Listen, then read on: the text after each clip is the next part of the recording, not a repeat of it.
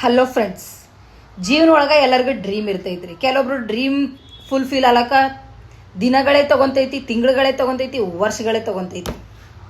But ನಮ್ಮ ಡ್ರೀಮ್ಗಳಿಗೆ ಕಲ್ಲು ಹಾಕೋರು ಯಾರು ಗೊತ್ತೇನ್ರಿ? ಮತ್ತಾರ್ರಿ? ಸಂಬಂಧ ಅನ್ನೋ ಬಂಧ ಕಟ್ಕೊಂಡು ಸಂಬಂಧಿಕರಿ.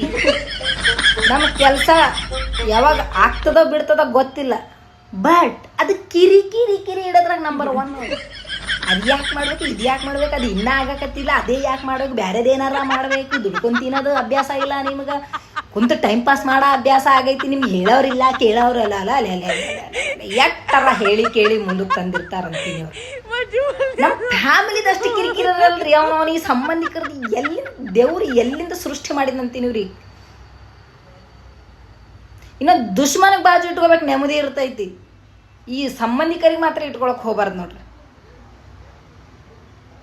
ಆಗ ಕೆಲಸನ ಆಗ್ಲಿಕ್ಕಿಲ್ಲ, ನಮಗೆ ಮಾಡೋ ಕೆಲಸದ ಮೇಲೆ ಇಂಟ್ರೆಸ್ಟ್ನು ಬರ್ಲಿಕ್ಕಿಲ್ಲ. ಇವ್ರು ಬಂಬಡಿ ಕೇಳಿ ಕೇಳಿ ಕೇಳಿ ಗೇಸಿಲ್ಲ ಅಂತ ಸಂಬಂಧಿಕರು ನಿಮ್ಮ ಎಲ್ಲ ರಿಲೇಟಿವ್ದಾಗ ಇದ್ದೇ ಇರ್ತಾರೆ.